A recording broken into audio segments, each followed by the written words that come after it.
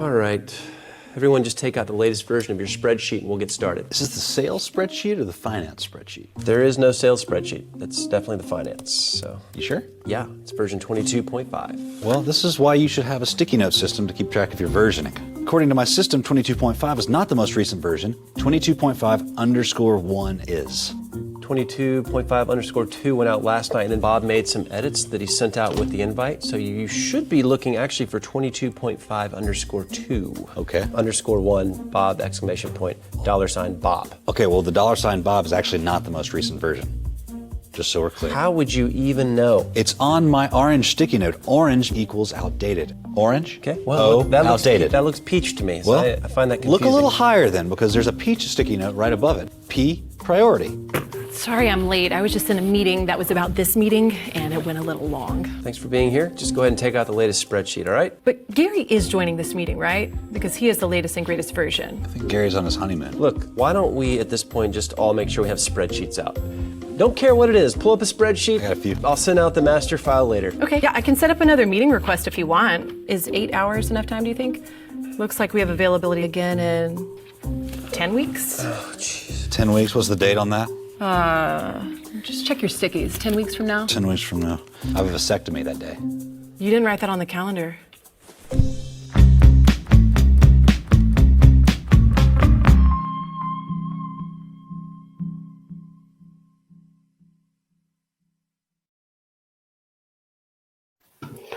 Okay, everybody, thank you very much for joining us on this webinar. Let me just get the slides up. I want to say, first off, thank you very much for taking the time to spend with us and just talk a little bit more about budgeting and forecasting, particularly for finance, and really talk about, we know it's really quite challenging times for finance teams out there at the moment.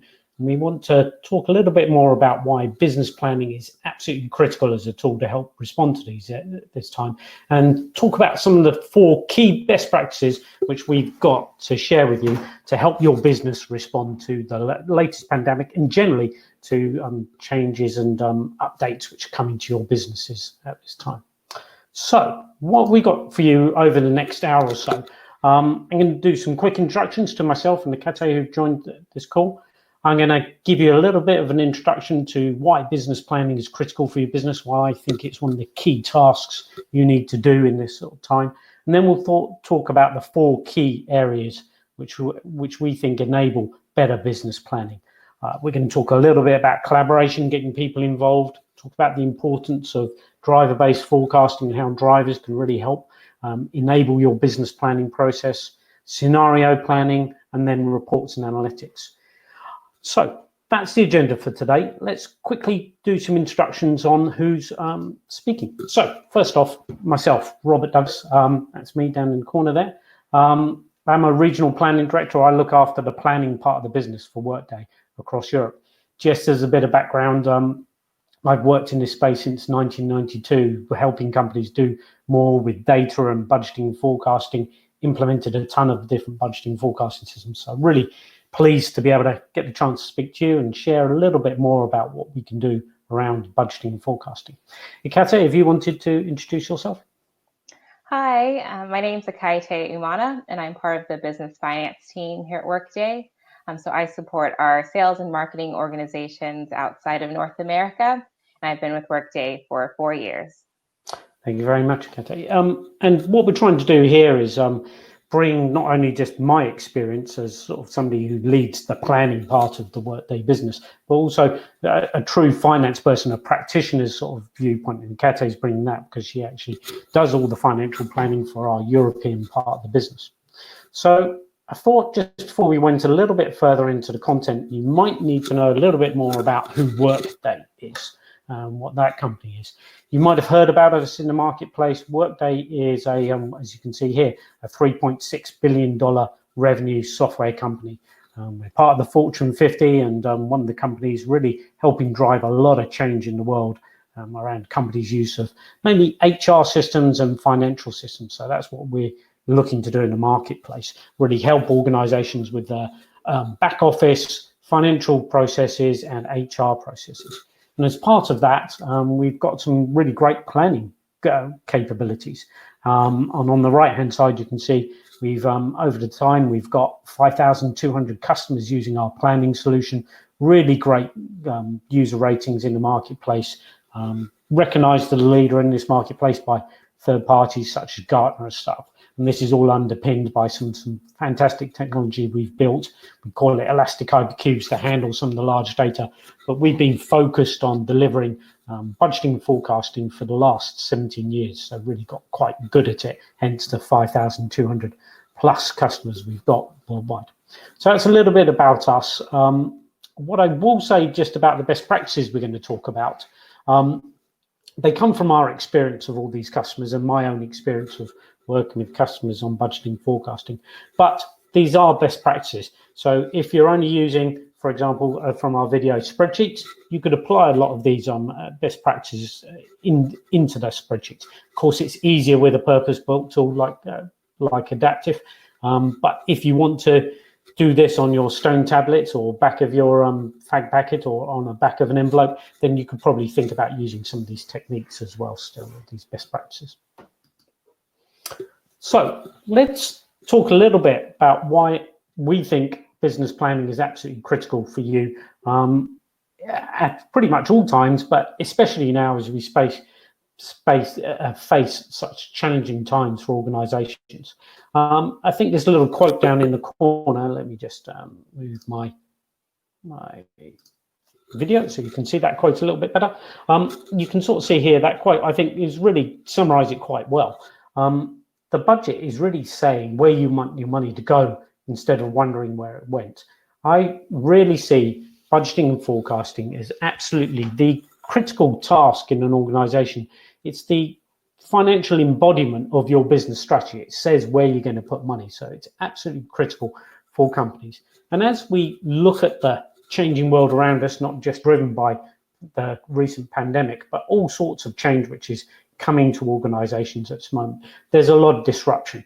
There's a lot of movement. There's a lot of fast pace of change, and whether you're worried about cash flow management or dealing with a remote workforce in the latest pandemic, or digital disruptors or your competitors, I think the pace of change which we're seeing in organizations and for companies is very, very high. And budgeting and forecasting is really seen as a critical tool to help companies navigate these issues, and particularly in this time of crisis. Here I've just put a few of the quotes in from Deloitte's, PwC's and McKinsey's, really highlighting the need that forecasting, looking at the budget, looking at a range of scenarios is absolutely critical for organizations to navigate through this and look at the risks and opportunities in front of them. So this is really, a lot of organizations are saying that that budgeting forecasting is a critical item to go after. And we really see planning delivering not just your response to here, but delivering to organizations business agility. As I said, it's the document which is the financial embodiment of your strategy. It says how much money we're going to spend on our marketing plans, how much money we're going to spend on R&D, how much we're going to spend on our people. Are we going to hire new people? In which departments? That is your budget. So your budget is all your departments coming together and say, this is where we're going to put our resources. And of course, as you go through your budget, you're comparing your actuals to your budget, or your actuals to your forecast. You're letting people see where we're performing well, where we're performing badly, and being able to respond to those decisions you made, those investment decisions you made, and change your path and look at those decisions is how you deliver business agility. So budgeting and forecasting really stands at the heart of making better decisions in the organization, being able to present people, this was our plan, this is how we're going, progressing against our plan, and being able to adjust that plan for changing circumstances.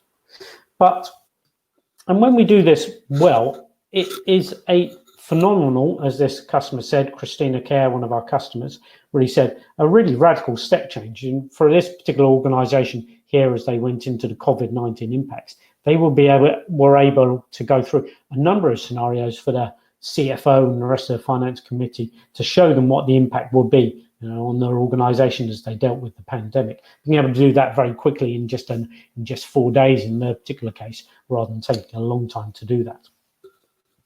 So What's really stopping organizations at the moment? What do we see in the marketplace? At the moment, we see a very static planning process in a lot of companies we go speak to.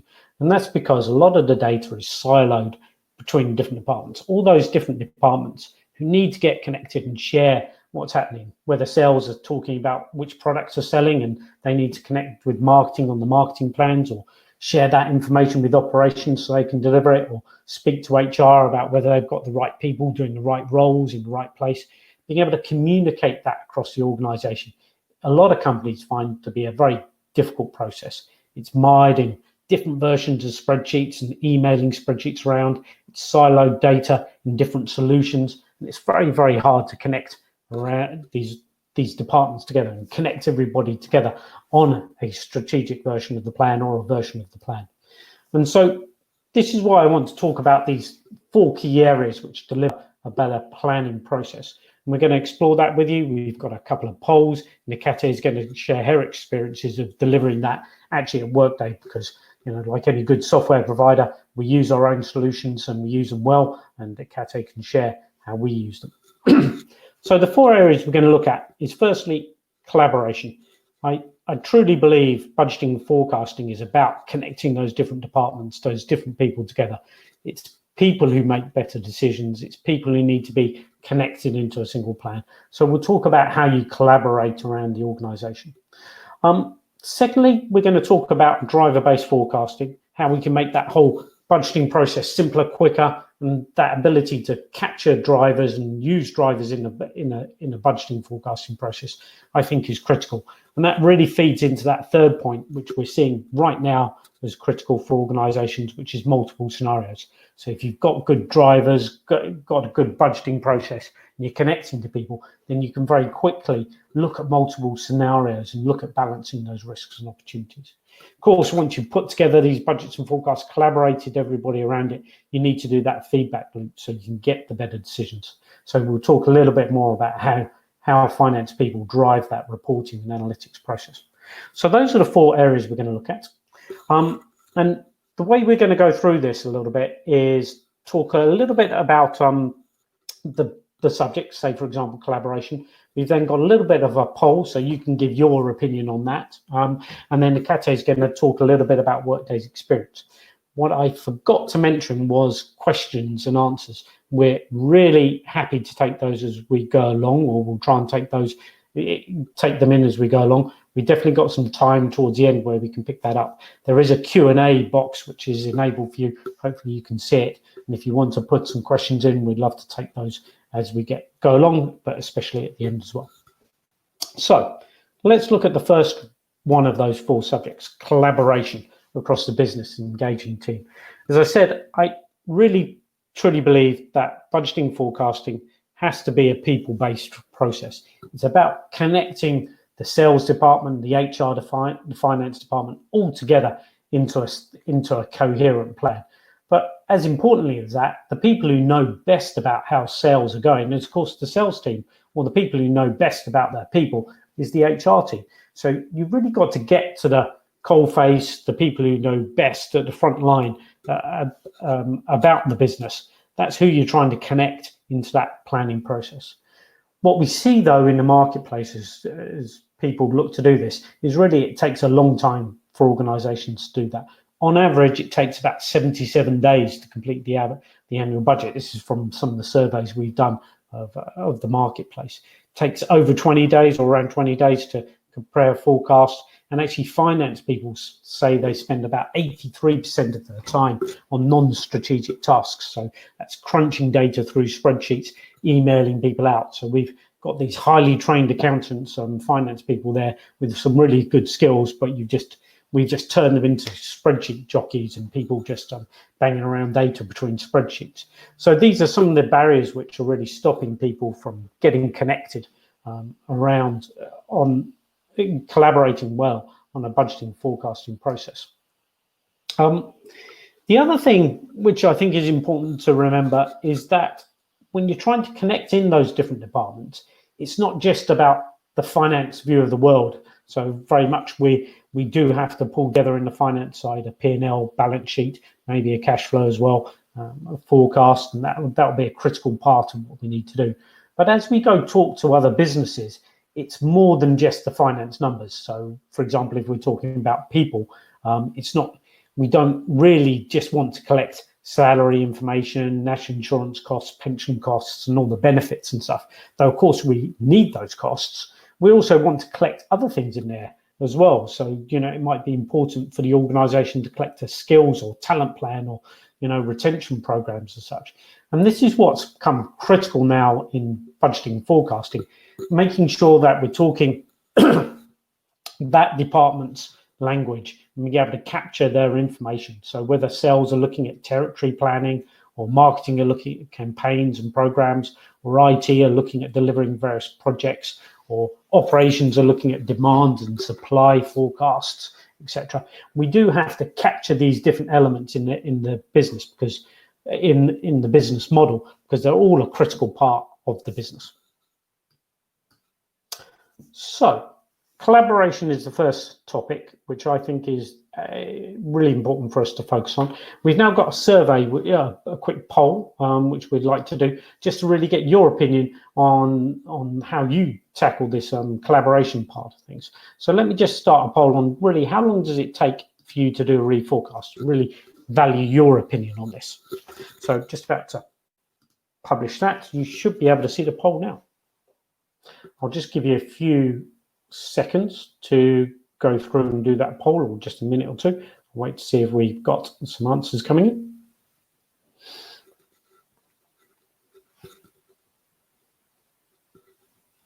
Yeah, no, thank you very much, everybody, for taking the time to click on that. I can see a lot clicking through, so information's coming fast. And viewers.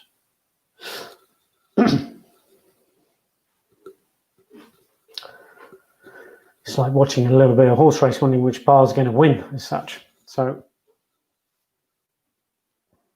just, I think, coming towards the end.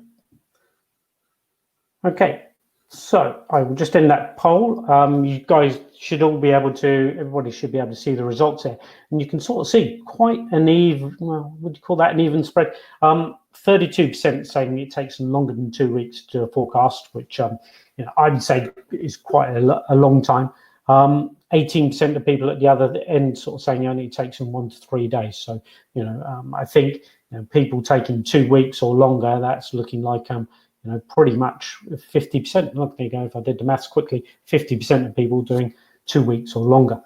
I do have another poll as well. So that one, particularly people seeing how long it takes. So if we just get to the next one, which is really looking at, that's how long it takes you.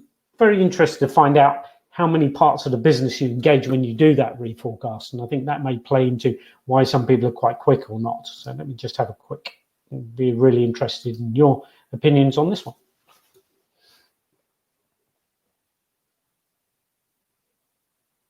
See, somebody was very quick there and just put 100% of the business, all parts of the business, first person to answer there.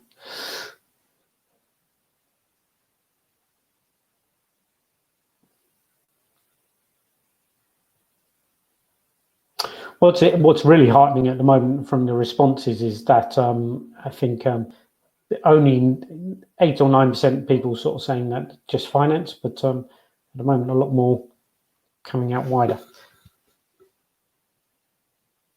Okay, I'll just give that a few more seconds to wait for a few extra opinions. Okay, so just ended the poll, and you can sort of see here, a small percentage is keeping it within finance, which is really heartening to hear that a lot of people going wider. 53% of organisations focusing in on the key staff, so you're just getting out to get key elements of that, and then 38% of the companies sort of saying that they're going to wider. I sort of suspect sometimes that perhaps that the 38% of people are going wider, but perhaps the people also voted for that 2 weeks or longer. So it sort of takes longer to get out to more people, which is often a problem which we sort of see in the marketplace. So Ikate, interesting results here. We have got a slide with your picture on, but you're obviously turned on the camera so I can see. So I'll leave the results up just in case you want to have a quick comment on that. Really be interested to hear your viewpoint as a finance practitioner and just how Workday tackles this particular subject. Yeah, like for us at Workday, collaboration is a huge part of our planning and forecasting process. And especially in a global company, there's so many different people that we collaborate with. And we're always looking to see how we can make it like a more efficient process, especially leveraging our own tools. So I think one really good example for us is sales planning. And that's something that we used to do in Excel before moving it into Adaptive last year. And for us, sales planning includes planning our quotas across the sales organizations, and coverage and territories, and our headcount for all of our sales and sales support functions. And of course, doing this in Excel is quite difficult because there are so many different stakeholders involved. We have our sales operations teams in the field and in corporate and various finance teams and sales leaders across the globe who are involved in this process. And when we try to do it in Excel, there's obviously issues with version control and knowing which one's the latest or the final. And with so many different people, having input and making edits is always really difficult. And we would spend so much time trying to reconcile different versions of the sales plan. So it's great when we did this in Adaptive for the first time because our business partners were able to go directly in the tool and update their plans on their own, really, with just a bit of support from finance. And that was possible because Adaptive is quite user-friendly and intuitive. So they didn't have, a hard time kind of moving off of Excel into the system, which is a great win on both sides, especially for finance, because we were able to reallocate a lot of our time that we would have spent like reconciling versions to really supporting them on more of the strategic planning. So like helping them think about, do they want to enter into new markets or new countries or new industries, and support them throughout that process and support them with the execution of that. So it really kind of elevated our business support, which was really great. And, even, within finance, Adaptive helps with collaboration in different ways. I work with a team that's based in the US and I'm based in Ireland, and we have finance people based in the UK and in Australia. So really quite geographically dispersed. And, in our previous planning tool, if I made a change to the forecast, I would always get an email in the middle of the night from my US colleagues asking, well, what did you change that for? And kind of having to explain over email was always quite difficult. And in Adaptive, when we update our forecasts or our plans, we're able to leave notes directly in the system. So our colleagues across the world can easily see, if we've made a change to the forecast or the plan, exactly what that change is for. So it's really helped like not only collaboration with our business partners in different parts of the business, but even with finance, it's really kind of streamlined our collaboration and how we work with each other. No, perfect. And thanks a lot for that insight, Katia. Yeah, very much agree with you. It's that, how do we get, I'm trying not to use the phrase anymore because it's been used too much, single version of truth, but that has been one of the critical problems with spreadsheets, which is, which version are we on, emailing it around, keeping everybody, being able to go to a single source of the truth is important. And when you get away from the spreadsheets, you free up so much time from the finance staff, from having to crunch the numbers and reconcile spreadsheets as such. Yeah, definitely some really critical points. As you said as well, ease of use is, as you get out to those wider people, you've got to make sure it's a tool which is familiar to them, something which they can engage with quite easily. Yeah. Okay, let's then move on to that second best practice which we wanted to talk about, which is driver-based models. So really be interested to, and got some polls which are coming on this, so I can't wait to hear from you out there about how your organizations deal with the budgeting models. Just want to share some of the best practices around we've seen about building driver-based models. And this is really how you communicate with those different departments.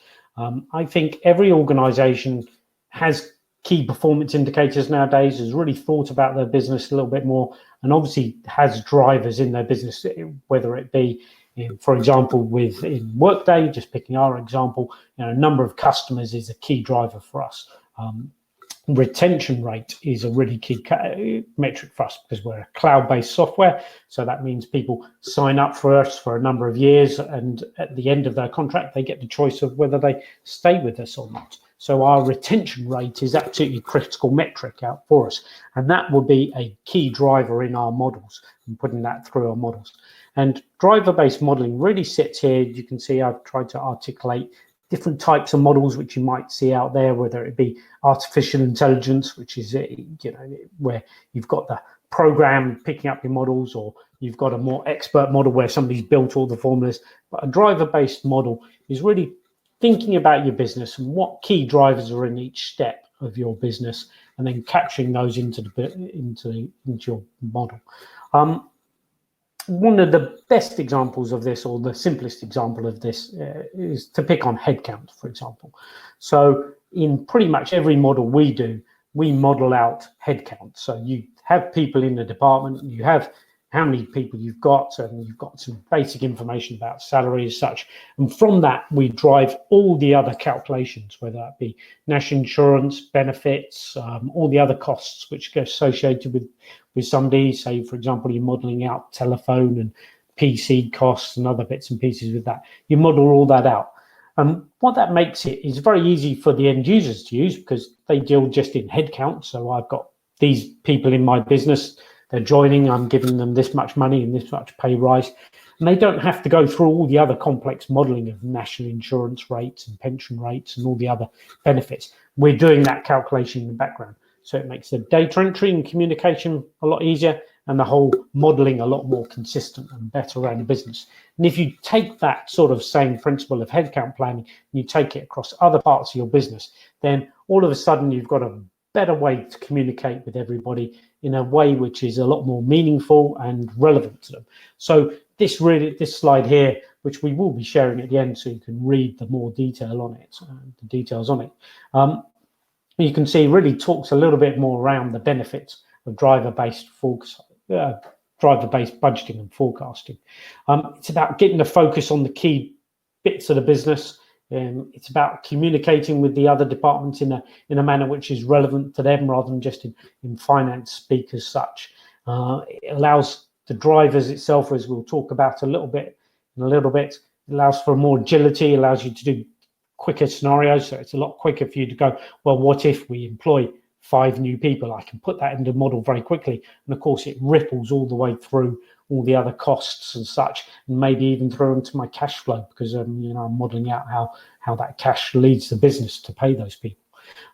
It just clarifies the whole discussion with different departments, gives it that simplicity and transparency across the model, and really boils that down. So doing driver-based budgeting is really one of those critical steps which we think engages everybody together, connects everybody together, and allows people to have that conversation across the business about what is important.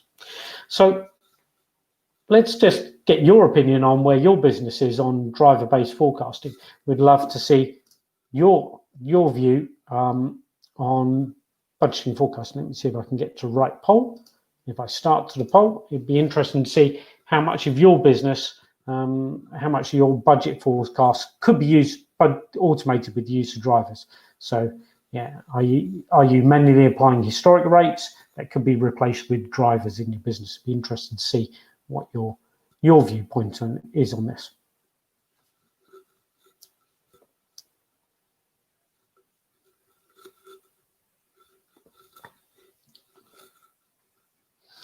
Okay, I'll just give it a few more seconds just to get those opinions coming in.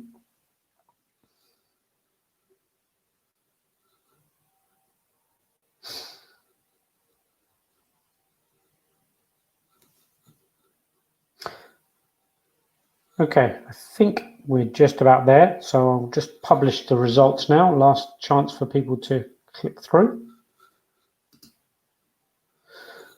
Okay, so you can sort of see here, actually, the large, significant amount of people. So, if you take the middle bar, 20 to 50%, that's 50% of people saying that they could, use driver-based forecasting more. And then if you add in the 50% plus piece, that's a significant amount.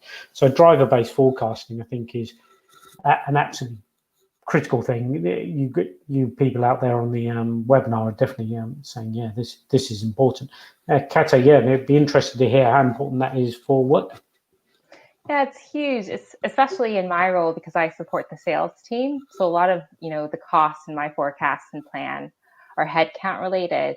So just to kind of give an example of how we do our forecasts and budgets, we have all of our people data in Workday. So we know all of our employees and what their salaries are and like where they're located and their bonus plans. So we take that data along with all of the job rec data.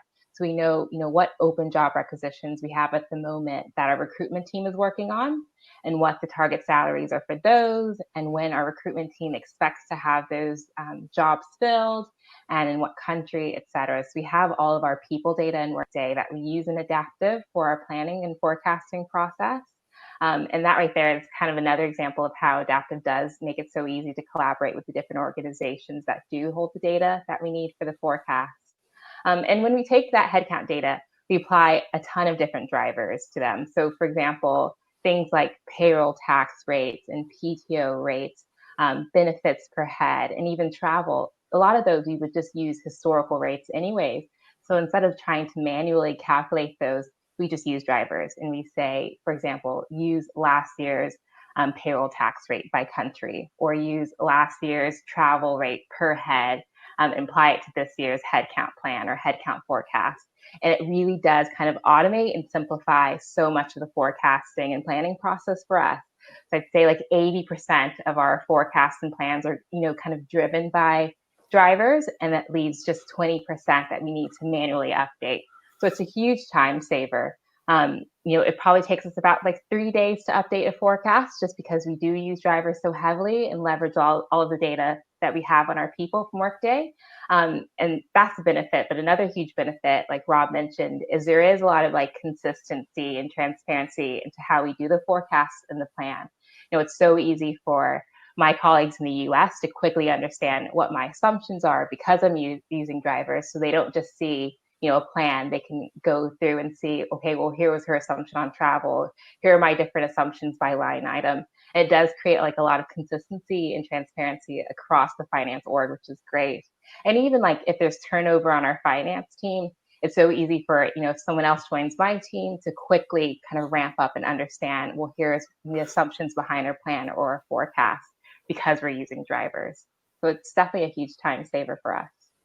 Yeah, no, and absolutely agree on that sort of piece.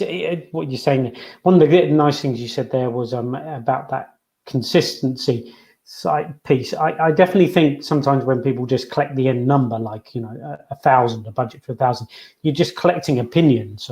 If you start to get into the drivers, you can see what they're doing behind it a little bit more. So it does help with that. And I think the other thing which drives me insane is where people have 12 columns for each of the months, and you have to put in the same number each month. I'm thinking, well, why are we making people do that? If you just put in the driver, then we can populate all those months, and work out the month-to-month budget. So yeah, and even throughout the year, it makes it so much easier when you have to explain your variance to plan because you know exactly how you came up with your plan or your forecast. So it's just so much easier to kind of explain, well, if we deviated from that, well, what was wrong with our assumption, or do we need to tweak our assumptions or our drivers going forward?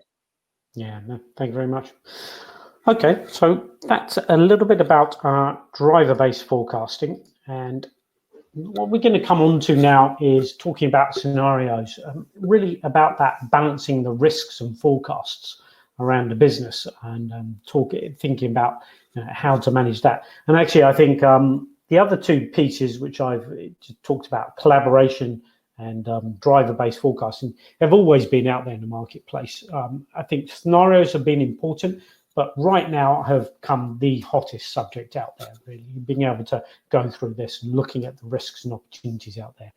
Here's another quote from one of our customers, actually, just talking about the pandemic, really, and sort of saying, really, that the ability to put together multiple scenarios in really no time, and that flexibility about it has been a game changer.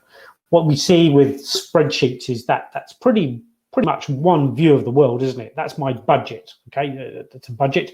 And if you want another copy of that version, you're going to have to copy the whole spreadsheet and create another one, another set, and that can be your, say, best case or another forecast. And then if you want to compare those two together, you've got to create a third set of spreadsheet files which compare and link through those two other files to it.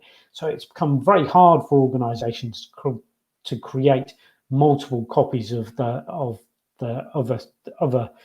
plan or a forecast. And it's something which really adaptive planning, it really helps enable companies to do. And really, I think all organizations should start thinking seriously about having lots of scenarios. I mean, on our platform, across that 5,200 plus customers we've got, in recent months, we've seen like a 30 times increase in the amount of scenarios people are creating. On average, our customers have, I think it's about 50 or 60 scenarios in their model, which they can create. You can manage all of those and keep them to one side. But I think all organizations should be thinking about having at least 3 scenarios of the budget and forecast. This is all based around those key drivers. So being able to say, well, here's our best case, worst case, and most likely scenarios for, say, our headcount model. And here's our best, worst case scenarios for our sales model. Being able to just do that is important. I put a bit of maths here about standard deviations. You don't really have to follow this, but it is important to look at your historic data there. Look at how much variance you've had, say, on sales or headcount, and perhaps capture those models. You can see here this sort of standard deviation talking about 3 models, which captures up to 99.7% really of those sort of scenarios, thinking about those different scenarios there around that piece. So pulling that in, building it around the key drivers, you can do this very quickly. Just what if a few key drivers, and then you've got a new scenario. Being able to do that and put that into the system and then start to do fast comparisons is absolutely critical. The other thing which I think organizations don't do enough of when they're looking at scenarios is looking at external data. So perhaps one of the key drivers I was talking about earlier was renewal rates. So Workday renewal rates is absolutely an important key driver for us. Perhaps we will be looking at our own best case, worst cases on renewal rates and modeling that through the business. But then we might also benchmark ourselves against other SaaS-based companies and look at external data, what they're doing, because these companies do publish these stats or share these stats on their earnings call. And we can benchmark ourselves against other organizations about where their renewal rates are as well, and perhaps put that through the model and say, well, okay, where are our competitors? Or perhaps you're looking at competitive pressures or other external data. I think expanding our scenarios and bringing in external data can really help our scenario-based planning as well. But once you actually have these scenarios, what do you actually do? I've really seen over the last couple of years this rise of what you would call the business partner, the finance business partner. And I think that really reflects a sea change finance people are wanting to drive with the way they operate. They want to stop being the bean counter, the person who adds up the numbers. They want to be that business partner of the parts of the organizations. And I think scenarios are the way you help enable that. It's about how you have that discussion point, that second point on the right-hand side, about the risks and opportunities in your business. As Akate was just saying on the previous one about drivers, she was saying that you can then have a sensible discussion about opening new markets, what do we do about new opportunities and more new product lines. It's about looking at the risk and the opportunity around the business and capturing that in scenarios, and then being able to articulate that to the other departments and truly become that finance business partner. So that's why I think scenarios are critical, not just for creating them so you can talk about them with the senior execs and stuff, but also use them for the discussion points around the business about how you're tackling problems and responding to changing market conditions. So what we'd like to do now is a couple more surveys, really get your view on a couple of key factors when it comes to doing forecasting. So we'd like to see how long it takes. What's your biggest challenge really when it comes to doing a forecast? Is it the length of time it takes to do forecasting? Is it the accuracy of it which causes you bigger headache? Is it things like version control, or is it that collaboration going out to various people and doing the consolidation? So yeah, very much like to hear your viewpoint on that out there as well. Hoping, yeah, there we go. Suddenly starting to see some data come back in. So,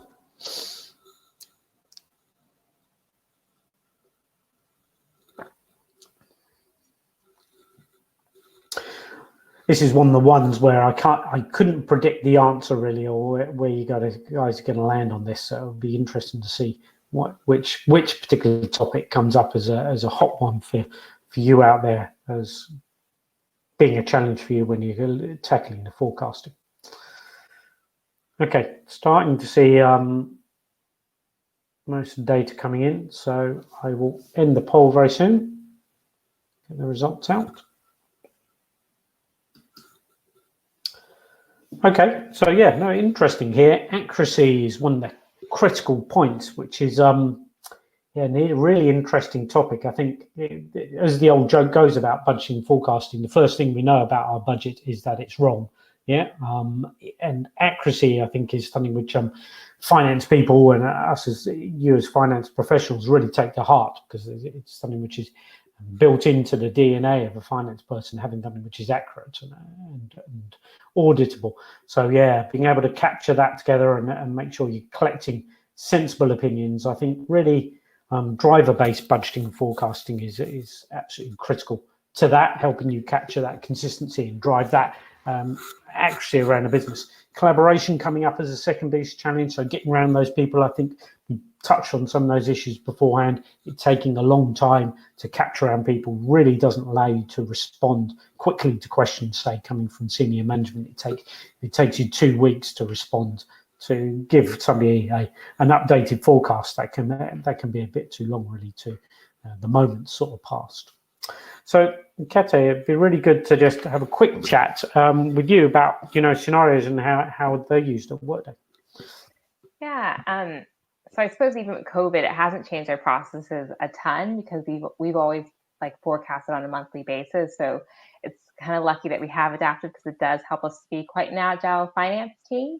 But one of our processes is our sales team, kind of on a weekly basis, they're constantly looking at their pipeline and what deals they expect to close, and that informs our revenue forecast. And with this kind of uncertain economy, we can kind of plan for that in advance by, for example, creating various scenarios and say, well, if revenue was to change by 10%, what do we want to do on the expense side to try and maintain our margins?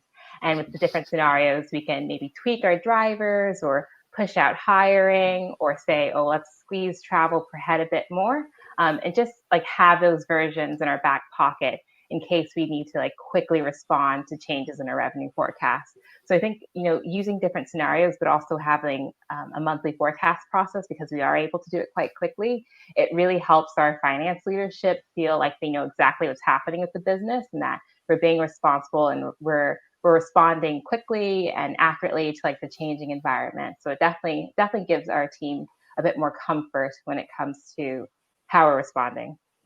Yeah, no, thank you very much for that, Kate. I think scenarios, as I said at the outset when I was starting to speak about the subject, it has become the critical point.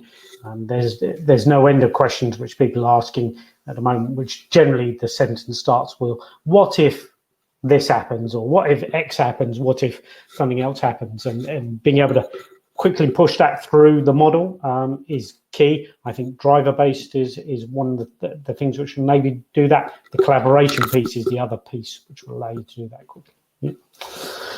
Okay, right, so let's get on to the fourth subject, which we wanted to talk about, which is really that reporting and analytics, which really that feedback loop, which allows you to tie this all together. The feedback loop is all about, firstly, saying, okay, we're going to measure certain things. We're talking about those key performance indicators, those key drivers in the business. We're going to review how we did against that, compare actuals to budget to the forecast, and then make some decisions. And this is where the critical step really happens. I truly believe that budgeting forecasting, as I said earlier, is a people-based process. It's got to be people making better decisions. It's not the computer which suddenly says, oh, you're right or wrong. It's somebody who looks at the data, then makes a better decision based on it and acts on it, and then you can measure it. So the more you can go around these feedback loops, the better, and engage with people and do that. Really going through these 3 key business questions, which is, how am I doing? So how am I doing in my business? I think that's pretty much the first question a lot of business leaders, managers look at. How am I doing? Is it good or bad? Am I doing well against my sales target, against my particular targets in my business? And then very fast on the heels of that first question, people ask themselves that second question, which is why? Okay, I'm doing really well. Why? Is it a particular product, a particular customer, a particular region, a particular person driving that? And that ability to analyze and look across the data and being able to look and see what's driving that particular part of the business is critical. And then we come to the important step is, what am I going to do about it? That question is, okay, I've seen something good or something bad. I've found out the particular reason why and got a bit more insight into it. And then I'm going to do something different. I adjust or update the budgeting forecast, perhaps hire extra people because that particular product line is going really well, or perhaps stop marketing a particular product because it's not going so well. So the reporting and analytics really has got to support those three key business questions. And I'm pretty sure all finance people bear the brunt of these questions coming from lots of different parts of the business onto them. So what we see a lot of organizations looking to do is do more self-service around those analytics and data. The variance analysis, I think, becomes critical on this. So we've created lots of these scenarios. We've got our actuals versus budget at least, but we might have other scenarios. Doing the variance analysis is important. So looking at the drivers, because now we've got drivers in the model, we can look at that price volume sensitivity. We can look at different scenarios. And of course, everybody should have a favorite graph. I've got a favorite graph, and it happens to be a waterfall chart, which I've put an image on there. They really help explain and tell the story on variances and tell you how you move from one number to another number, how we went from the budget to the actuals, or how we went from one forecast to the next. And being able to explain that to the business quickly and simply by the use of things like waterfall charts, I think is absolutely critical. And that really gives people that ability to understand the numbers very quickly. We were going to do another poll, but I seem to have lost the ability to do the poll. So what we will do is come to Kate and talk a little bit about the feedback loop and the ability to do reporting and analytics across the business. I bet you're seeing lots of demand and lots of questions for reports and analytics. Yeah, I think one of the great things about Adaptive is that it does allow for self-service.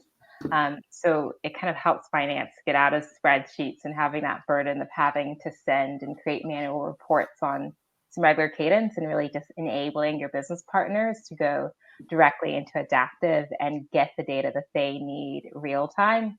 And it just puts a bit more of that accountability on our business partners, because they have access to their actuals and they know their head count versus the plan, and they really have that ownership to really run the business with the data that they need without always having to ask finance for it. So that's really great. And we have a few different options with Adaptive, which helps because if you have different audiences or different business partners with their preference, we can kind of cater our reporting for that style. So we use discovery dashboards in Adaptive quite a bit, which there you can build these dashboards directly in Adaptive and highlight certain KPIs or metrics, or build in graphs to show different trends. And it's all like live data, so they can go in themselves and look at that anytime, which is great. And we even use that within the finance team with our CFO, and having these dashboards already built in so that our leadership always has access to high level what the business is doing. And we also use Office Connect for Excel, which is great. Being in finance, we obviously love using Excel, so it's handy that you can use Excel, but in this version with Adaptive, where you can pull in live data from Adaptive, so you still have that flexibility of creating reports in an environment that you're comfortable with, but using live data that's at your fingertips. And the benefit of all of these is that it's all has that security that you really look for as a finance person, instead of me having to make sure that I'm creating a version for the UK and a version for Spain or different business partners. I can create one version, and when I send it out, they'll only be able to see what they have access to. So it's great having that built-in security to our reporting tools. And really, like all of this, it just gives time back to finance. I've been in roles where you can spend like half of your time reporting, and because I don't spend really any time reporting, I can spend a lot more time with my business partners and really support them on whatever their initiatives are, whatever they need support on, as opposed to just giving them numbers all the time. So it really does help the relationship in that case. And I think even working in finance, it kind of helps extend how long you can stay in the role and how long your team's like comfortable in the role, because they're constantly learning. Like I've been in this role for 4 years, and every year is different because I'm not constantly doing like rhythm of the business activities or constantly doing reporting or spending a lot of time in forecasting. Because we have tools that make all of that so much more efficient and so much quicker, I get to spend my time just doing, projects that I find way more interesting, and like, market expansion or whatever it may be that really my business partners get a lot of value out of. Yeah, no, that is really fantastic feedback. And you hit the nail on the head, I think, where you said you're moving away from those non-strategic tasks, which is like, oh, okay, I've got to produce another report, I've got to produce another forecast, and you're moving into the real discussion, which somebody wants to have, which is, what are we doing with the business, and which bits are we dealing with? It's a business discussion rather than having to wrangle some spreadsheets together to produce some numbers. Yeah, so it very much changes the nature of the work which you do. Yeah, so fantastic.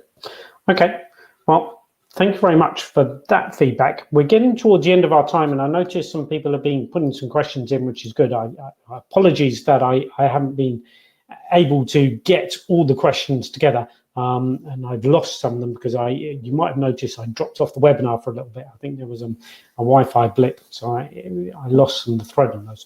But we'll do some of the questions which are there, and we'll see how we get on. And if everybody wants to put any other questions in, we'd love to hear them. So let's see. One of the questions we got here: if different departments can input changes themselves in the system, so you have someone in finance who can review those changes before sending out the final forecast.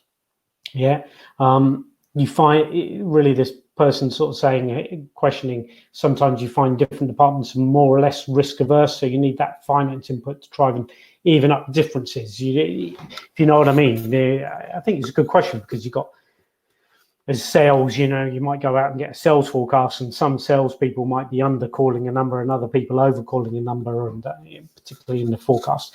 How do you handle that sort of stuff, or how do you approve that sort of stuff in the finance solution, Kate? Yeah, I mean, definitely we have the discussions up front. So even on the planning process, even though our sales business partners go directly in the tool and they are hands-on about putting in their headcount plans, we start the discussion before we even get in the tool.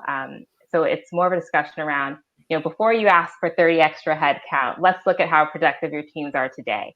And it's not just about adding headcount, but like, is there anything we can invest in to make your teams more productive, or just to make sure we're getting the best kind of return on whatever investment we're making into the various teams.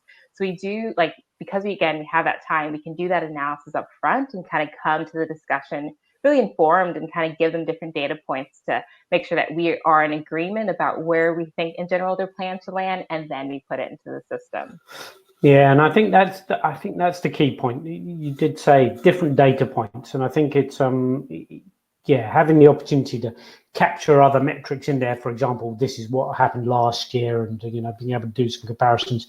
You can then validate people's forecasts or input and benchmark them against what they did last year, what other departments are doing, various other ratios, and that sort of brings people into a more sensible discussion. One of the other common areas which I'm seeing as a question is around data. So we see a lot of data coming into solutions like this, not just from the finance systems, but other solutions. And data, I think, as we said, managing that and wrangling that through solutions like Adaptive can be quite complex, or on spreadsheets can be quite complex. How does that handle for you, Kate? Do you connect to different data sources? How do you pull the data in? Yeah, for example, for our forecast and budgets, we pull all of our headcount data from Workday. So we know all of our people data and all our open job recs. So we're kind of getting the latest and greatest directly from our HR and talent acquisition teams to inform our forecast and adaptive. We use Salesforce as well. So when we think about some of our kind of KPIs and business metrics, we look at our expense to net new business ratio, just to kind of understand how much are we spending versus how much new business are we bringing in. So that's a mix of our adaptive and Workday data and our Salesforce data. So we definitely do use different data sources just to kind of give a better, well-rounded picture of how the business is going to our different leaders. Okay, that's fantastic. Okay, so we're getting towards the end of our time, and I just wanted to do a quick wrap up now. First off, I'd just like to say thank you, everybody, for spending time with us. It was really good of you to take time out of your day, 55 minutes, just about the hour with us today, and that's really nice because I know finance people are super busy. So thank you for spending time with us. And I really hope you got something out of this and understood a little bit more about how budgeting and forecasting really sits at that critical point of helping organizations respond to change, really helps organizations deliver business agility. And it is on those 4 key areas which you can work on to deliver that business agility into the budgeting and forecasting process. It's collaboration, getting all those departments together. It's that importance of building out a driver-based forecast, multiple scenarios, and the reporting and analytics. And if you look at those areas and get those right, it can really be transformational for your organization, really deliver a lot of different benefits in terms of connecting people together, getting that more accurate forecast, being able to respond to change around the business. So if you'd like to hear anything more from us, we'd love to hear from you. You can find out more about us on workday.com. And once again, Kate and I would like to say thank you very much for joining us.